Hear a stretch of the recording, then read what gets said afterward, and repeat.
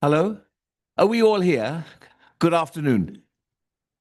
I'm co-sharing this session with Jonathan Tsao, and it's my pleasure to introduce you to Jonathan, who is an excellent radiation oncologist, also a friend of mine over many years, as we've been to many meetings together. So he's highly respected in our radiation oncology community. So, Jonathan, please, where are you? Good. Thank you, John. I'm Jonathan Tsao, and I'm a radiation oncologist from Toronto, Canada. And today I'm going to give you a short overview of the role of adjuvant radiotherapy for keloid treatment.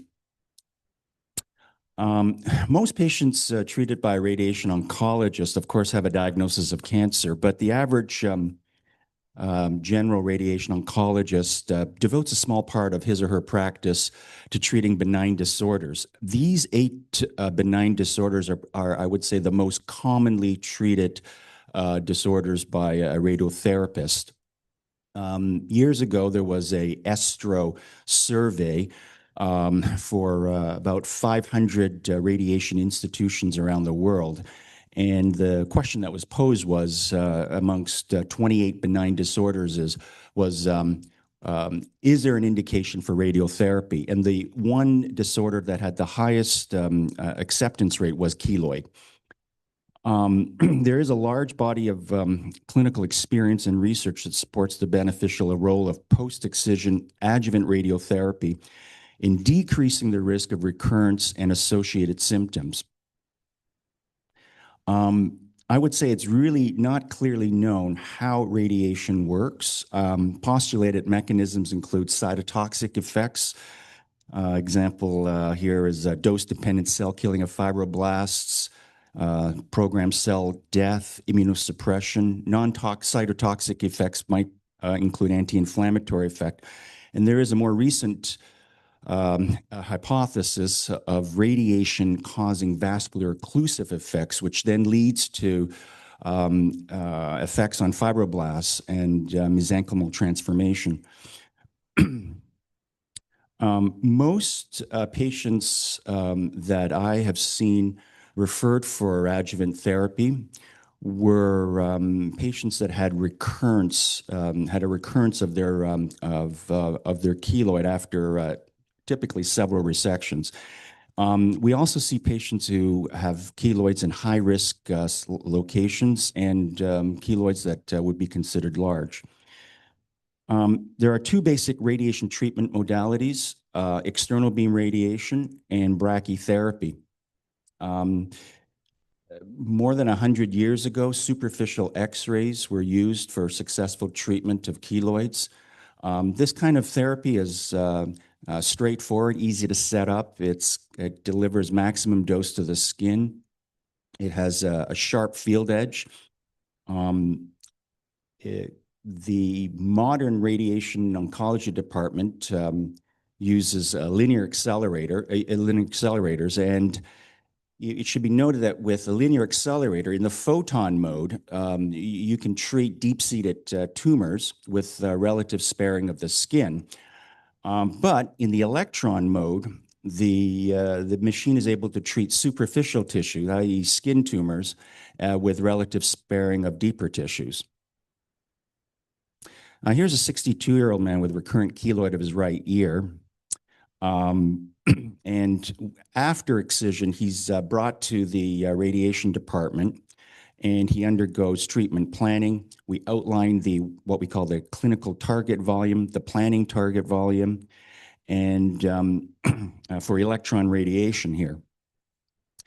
We also custom make wax bolus. This is in order to bring the dose maximal to the skin. And we can also fashion any external lead shielding. Here's another patient, a 39-year-old female who had a keloid resected from her clavicular area.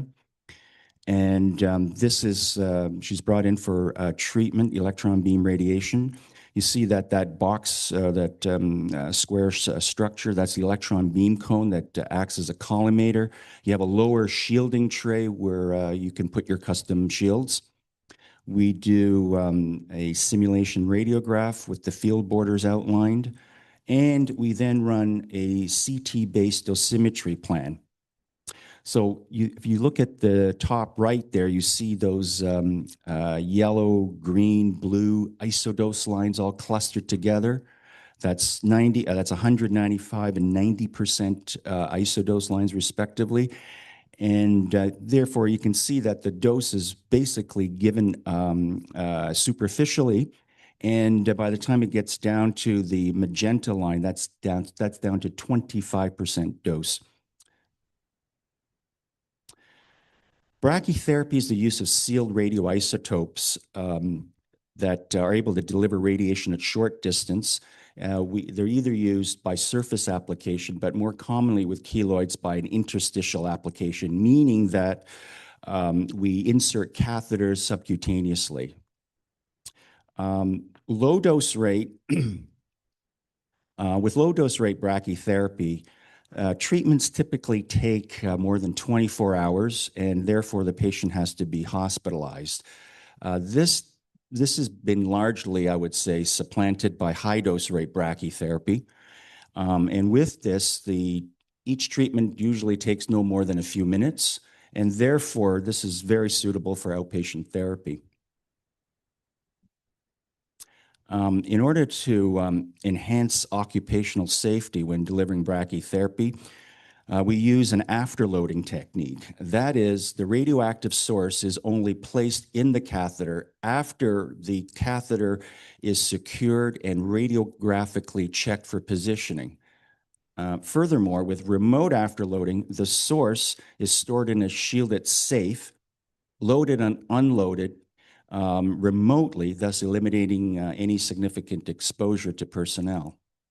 So here's a young patient who's had an excision of an upper chest keloid. At surgery, a plastic catheter is placed subcutaneously along the length of the excision before suturing. Those white buttons are placed in order to secure the position. She's then brought to the brachytherapy suite, and the catheter is then attached to that connecting tube, which itself is then connected to this remote afterloader machine. And in that machine, there is a very high activity radiation source that has been welded to the end of a drive metal cable. And then after we do CT-based planning, the source, which is attached to that drive cable, is extended through that cable and through the catheter to the excision bed. And then that source, through a computerized program, is stepped through different positions for precise amounts of time to deliver the given dose. This young woman had a large keloid running from earlobe to earlobe. And following excision, you can see the placement of 4 treatment catheters, 2 on each side.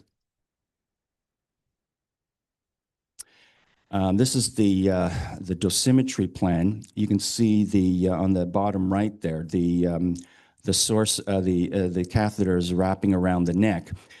Now, the principal advantage of brachytherapy here over external beam radiation is its facility for treating this kind of curved surface with these flexible catheters. To treat this site with external radiation would be technically very challenging.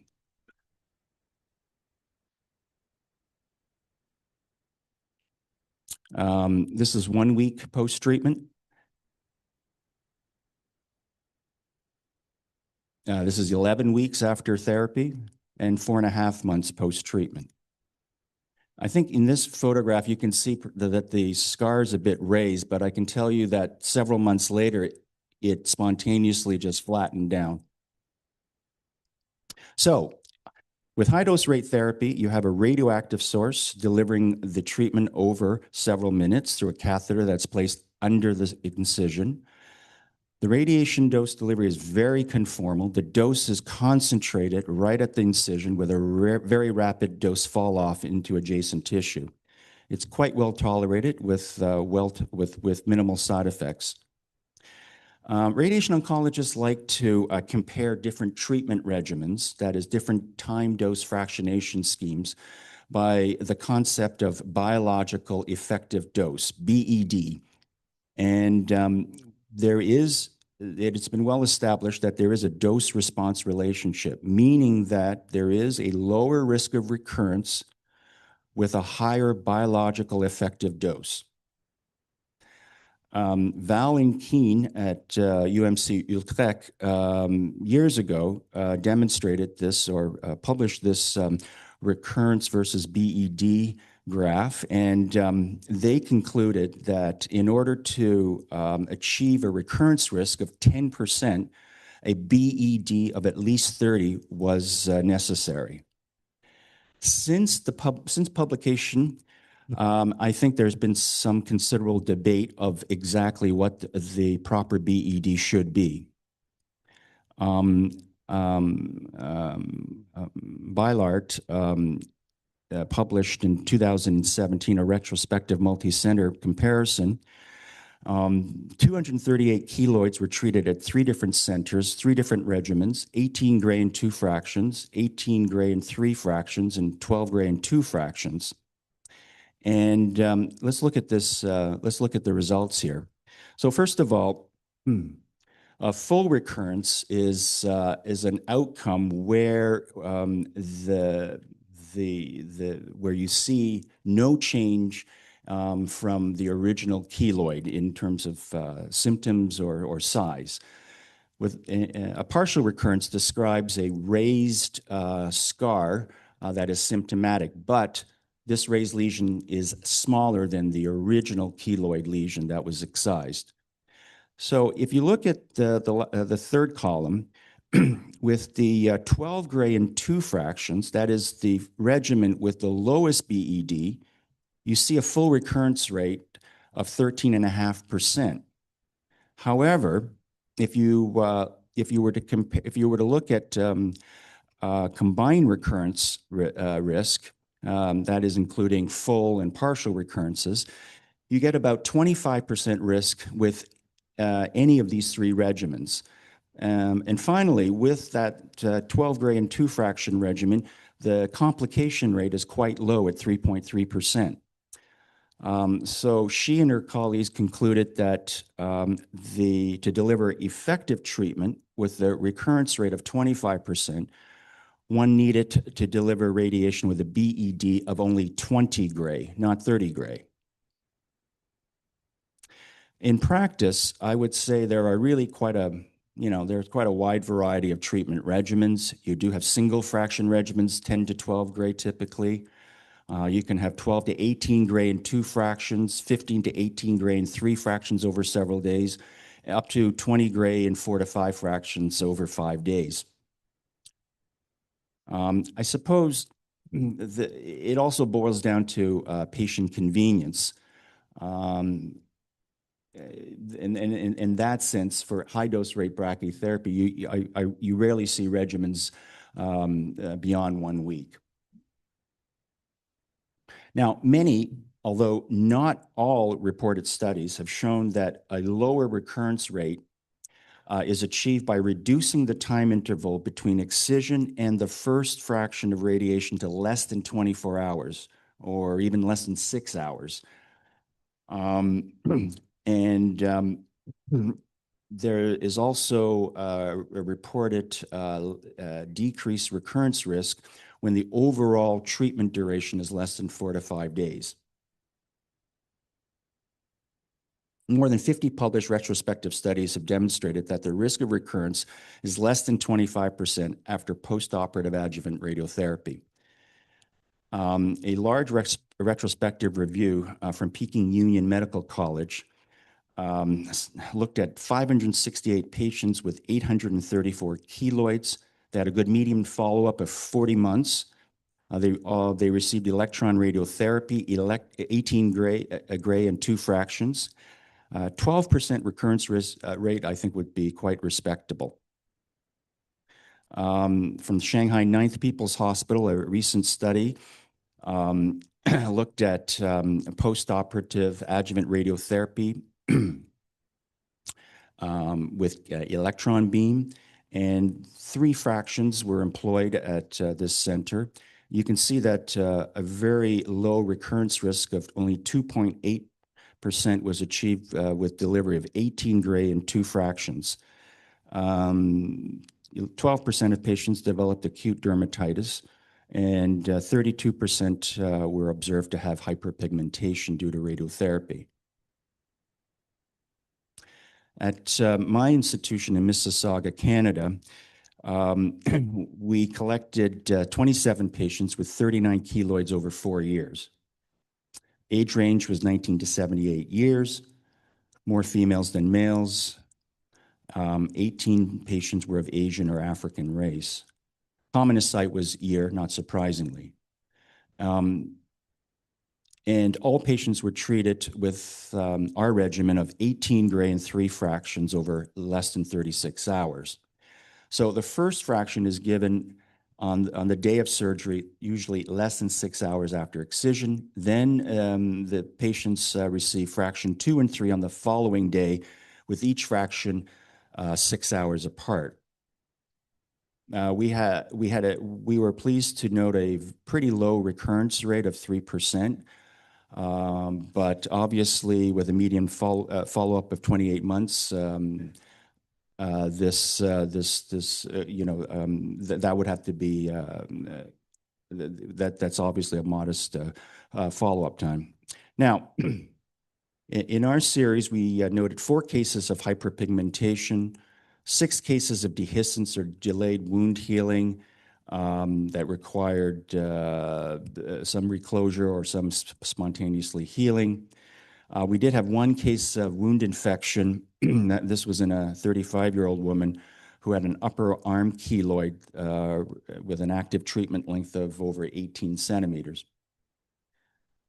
A systemic review of adjuvant radiation by Van Leeuwen, right here at UMC Amsterdam, looked at 25 studies of external radiation, 5 HDR brachytherapy studies, and 3 low-dose rate brachytherapy studies. A total of over 3,000 patients with 3470 keloids were collected with a median follow-up of 49 months.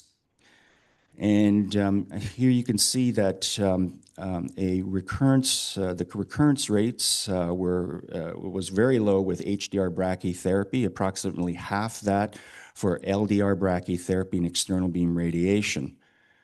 A meta-analysis at McGill also, I think, points to the superiority of brachytherapy as a treatment modality. 72 studies looking at 9,000 keloids. In here, you can see you had the recurrence rate for brachytherapy was only 15%, while it was 23% for electron radiotherapy and X-ray treatment. Side effects. Most patients do develop acute erythema several weeks after treatment. You can see this erythema beginning to fade away at 15 weeks. These acute side effects are pretty typical, but they're transient. Much less common are delayed or long-term side effects, which include delayed wound healing, wound dehiscence, wound infection, hyper or sometimes hypopigmentation, and telangiectasia. I would say that the overall incidence of long-term or chronic side effects is probably 10 to 15%, but again, this is dose-dependent. In community practice, a significant barrier, I would say, to consideration of adjuvant radiotherapy is the fear of a radiation-induced cancer after treatment for keloids. this issue is difficult to study. The challenges include the challenges are multifold. I mean, you have a latency period of more than 10 years. There is really, for a lot of patients, a lack of adequate detailed follow-up. The few studies have limited statistical power to detect a small increase in incidence, and determining real or true causality can also be a challenge. We heard yesterday that patients with keloids have a 1.7% increased risk of developing skin cancer, for instance. There are very few case reports of possible radiation-induced cancer following treatment for keloids. Dr. Ray Ogawa did a PubMed search and found on his analysis 5 initial cases of RIC. But on further analysis, only one, a fibrosarcoma, was thought to be a true, genuine radiation-induced cancer.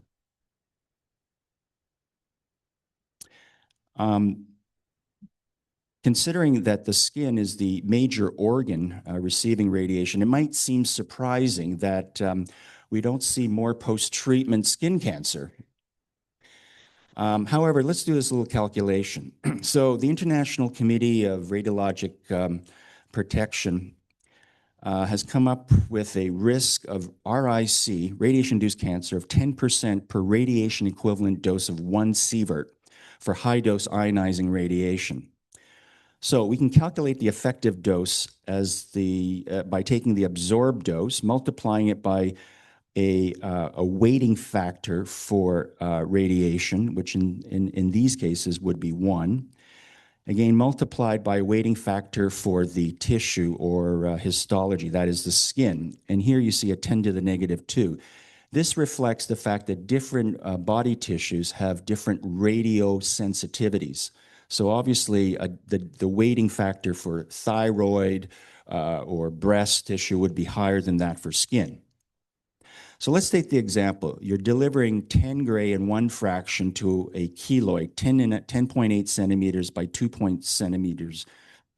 So here's the risk. It's 10 to the negative 1, that's up there, the 10%, multiplied by 10, that's 10 gray, multiplied by 10 to the negative 2, that's the weighting factor for skin, and you multiply it by the area that's being treated, divided by the total body surface area of 1.8 meters squared. And you come up with 1.2 cases per 100,000. So let's see how this might compare to radiation-induced cancer after diagnostic CT imaging. So as you probably know, exposure after a diagnostic CT can vary, but let's take the average, let's say 8 millisieverts. We know that there's a lifetime attributable risk of RIC of 50 to 100 cases per 100,000 for 100 millisieverts.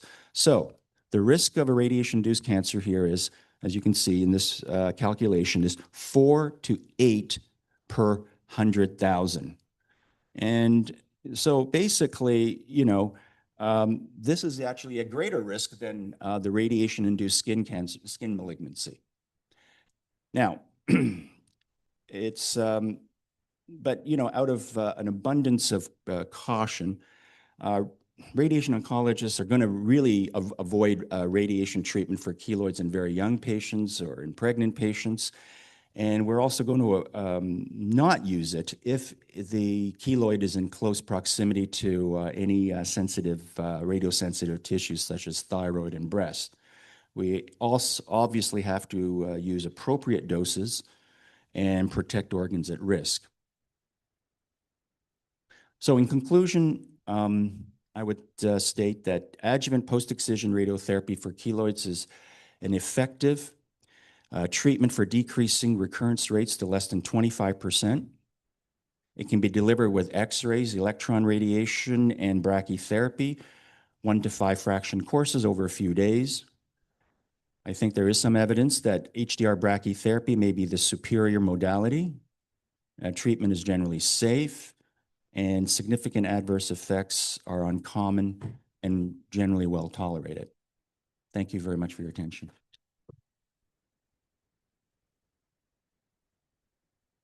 Well, Jonathan, that was superb. That was a wonderful talk. Thank you so much. Of course, to give brachyradiotherapy is an exquisite form of radiation. It takes time.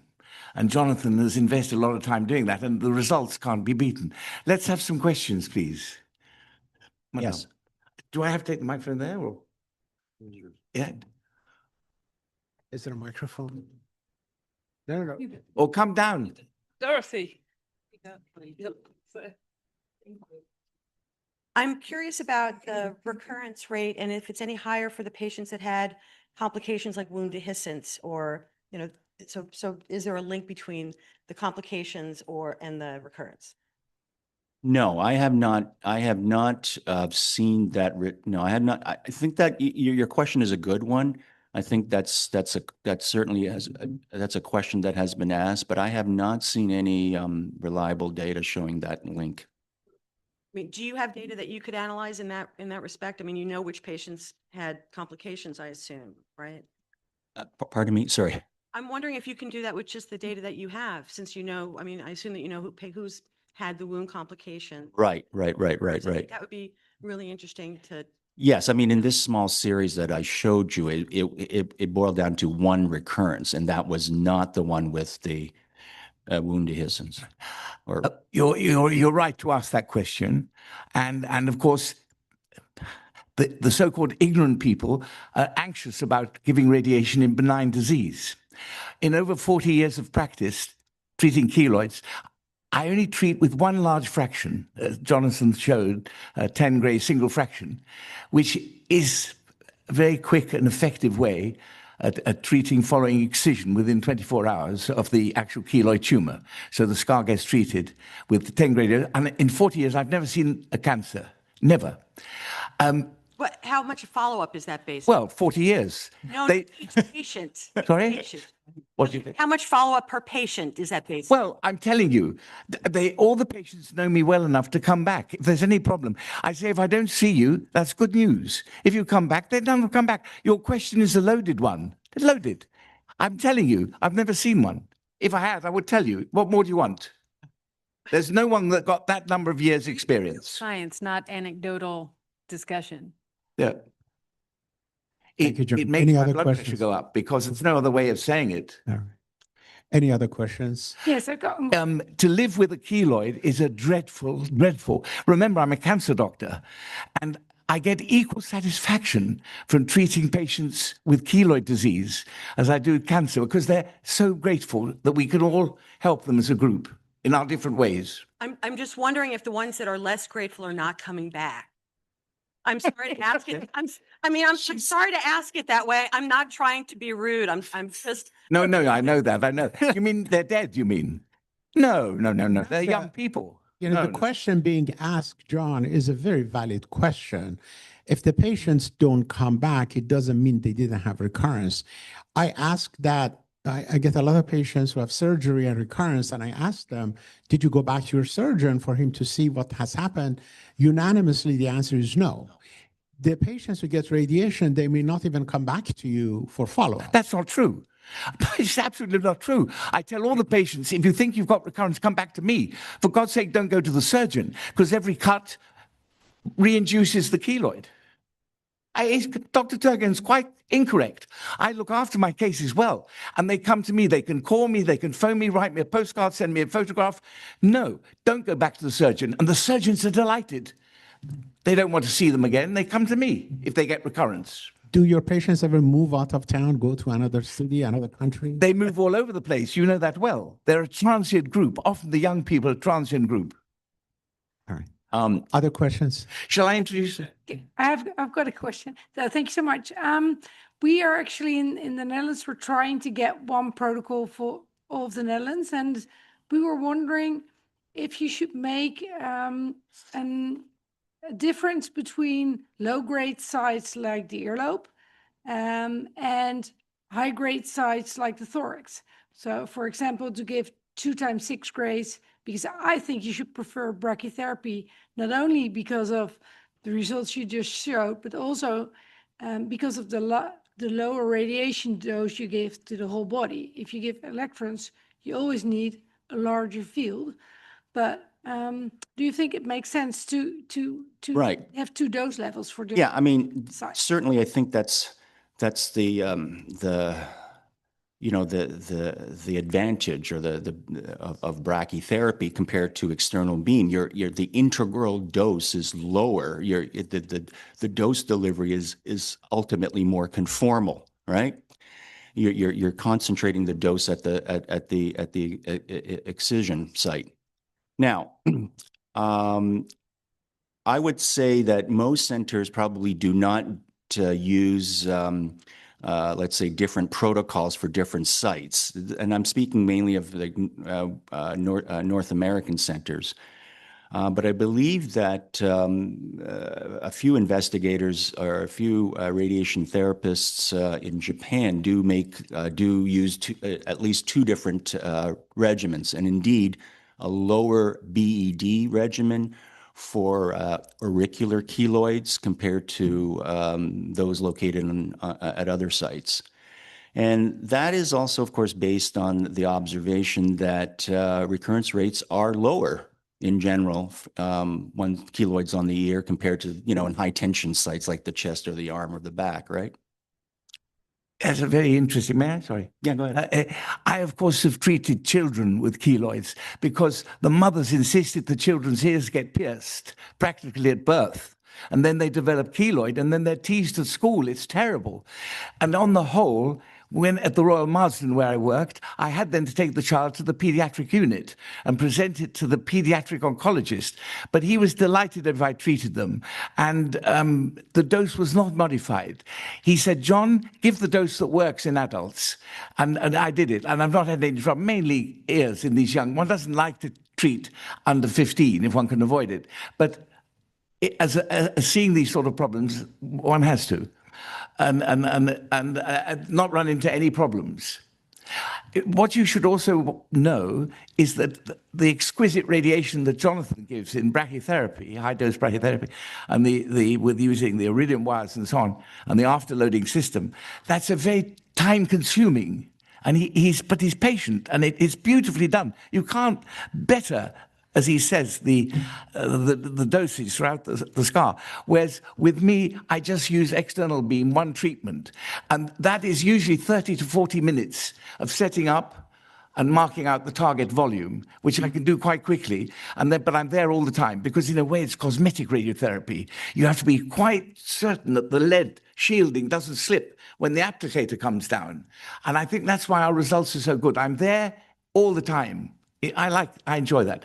Are there any more questions? Yes. Please. One more question, because the reason not to do radiotherapy in children that is stated is the risk of cancer. What about the effect on growth? Because I see pediatric children that were radiated that have retarded growth. At these doses, would we expect it at all? I wouldn't think so. I mean, what I think you're alluding to cases. Well, cases of children. Yeah, that's basically children receiving external beam radiation, and the radiation is affecting the growth plates, basically. So whenever you treat those growth plates in a developing individual, yeah, you're going to see unfortunate results later. But I don't think that's something you would see with this kind of superficial skin radiation. It's, of course, a very small target. There's very little internal deflection of the beam, so it's not a concern. I wanted to tell you, Jonathan mentioned photons. You all realize photons are the same as X-rays. Photon is another name for an X-ray. That's what the linear accelerator produces. Jonathan said the accelerator produces photons and electrons. He could also have said produces X-rays and electrons. When you take the target away from an X-ray, it becomes an electron. As soon as the electron enters the skin, it becomes an X-ray. Because some people say to me, oh, Dr. Glees, I only want electrons. They don't know what they're talking about. It's the same when it enters the skin.